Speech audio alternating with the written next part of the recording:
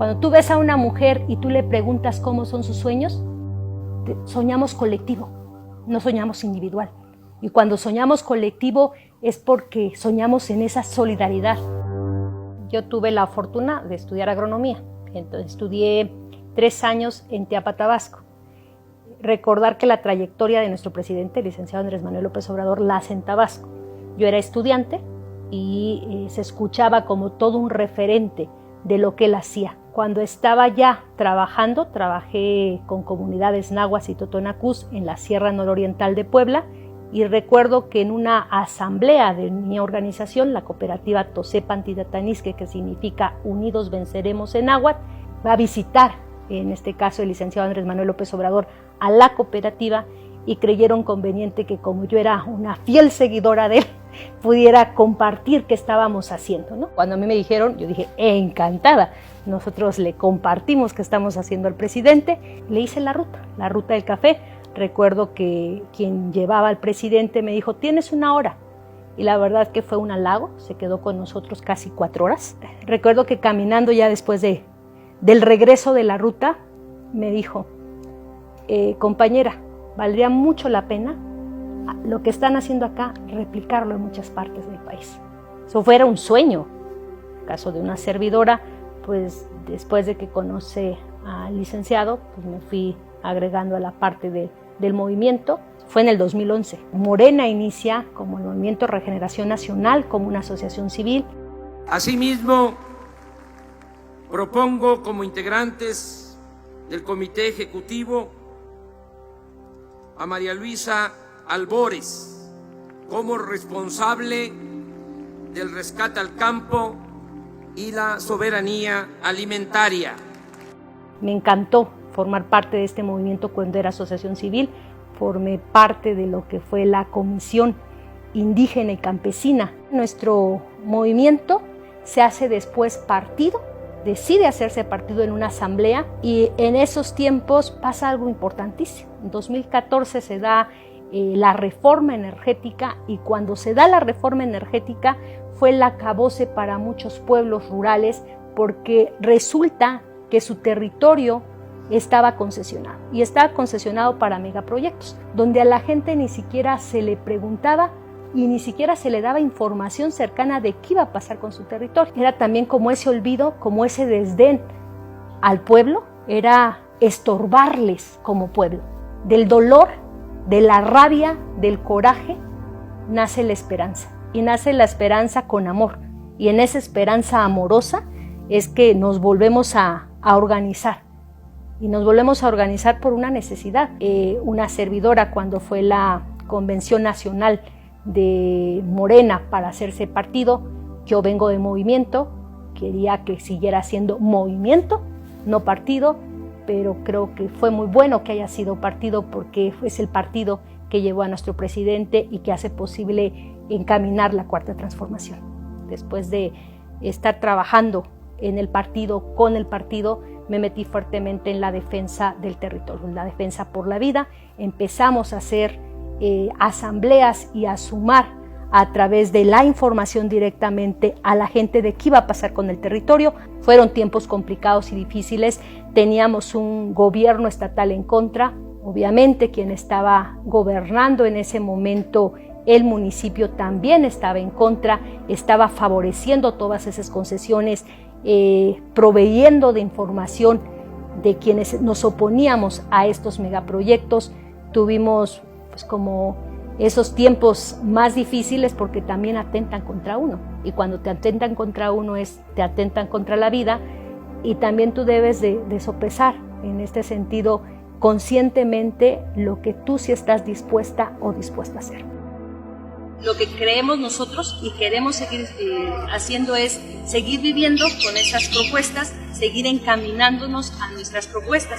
Lo complicado en estos tiempos es que tenemos amenazas muy fuertes, que serían como la parte de las amenazas externas, porque todo este territorio, la parte de la Sierra Nororiental, está concesionada a grandes empresas que hacen extractivismo, ¿no? Como el caso de una mina que quieren colocar, se lleva 1.527 hectáreas de nuestro espacio, de nuestro territorio. Para nosotros quienes vivimos aquí en el pueblo es importante porque nos da el agua de las diferentes comunidades. Es la parte rica de la reserva del agua, ¿no? Todo mi reconocimiento a los pueblos en defensa. Y hablo de la defensa de la vida, a veces por cuestiones del agua, de un parque, de un lago, de un río, cuando son cuestiones legítimas. A mí me encantó la intervención que hace nuestro presidente cuando fuimos al lago de Texcoco. Y decía, ¿y dónde estuvieron esos grupos ambientalistas cuando estuvo la defensa? Quienes sí estuvieron fueron los pueblos, quienes impulsan y empujan que haya un área natural protegida en lagos de Texcoco son los pueblos. ¿Dónde estuvieron esos ambientalistas que nunca dijeron que no se hiciera un aeropuerto donde la vocación es un lago? ¿Se escondieron? ¿Dónde estaban esos ambientalistas de la gran academia?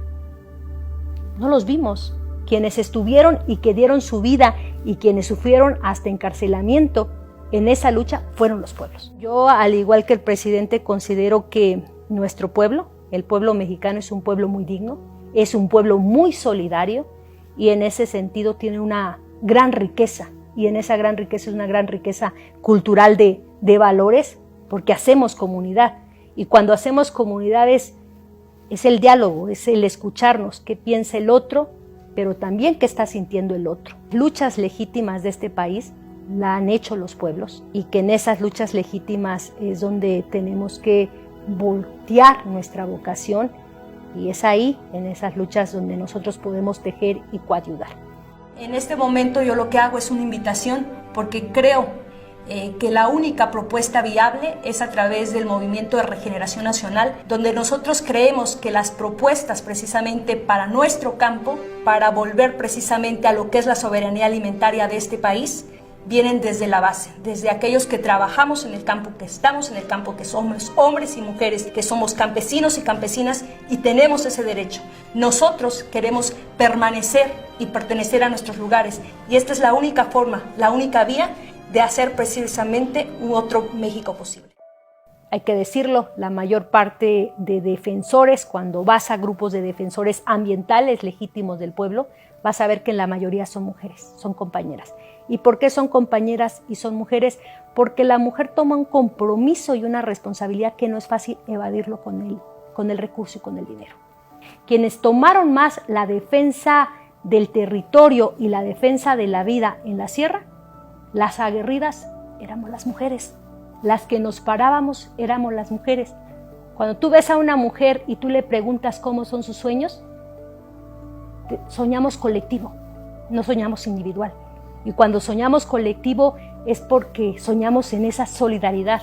Y eso es una gran diferencia.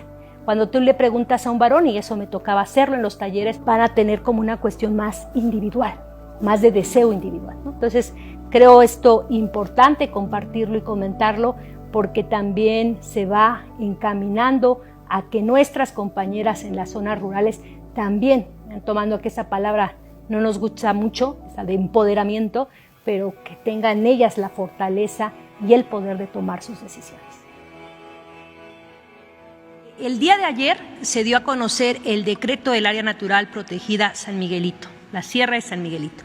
Hubo un proceso de consulta pública. Recordar que son de los temas que le interesan al presidente, porque cuando habla de un programa tan bello de reforestación y del cuidado ambiental y de impulsar áreas naturales protegidas en el país, él es el impulsor de la Sierra de San Miguelito, que ha sido todo un trabajo coordinado. Te planteaba que saliera de 109,000, salió de 111,000 hectáreas, fue más. Yo recuerdo esto cuando estaba en la Secretaría del Bienestar, nos tocó en una gira que el presidente estaba en esta gira, se le acercó la gente y le dijo que por favor pudiera hacer la Sierra de San Miguelito. Creo que se va haciendo algunas cosas importantes que no las podríamos hacer si no tuviéramos a un presidente como lo tenemos, que es ambientalista, que escucha muchísimo a la gente y que cada que sale a un territorio nos da tarea.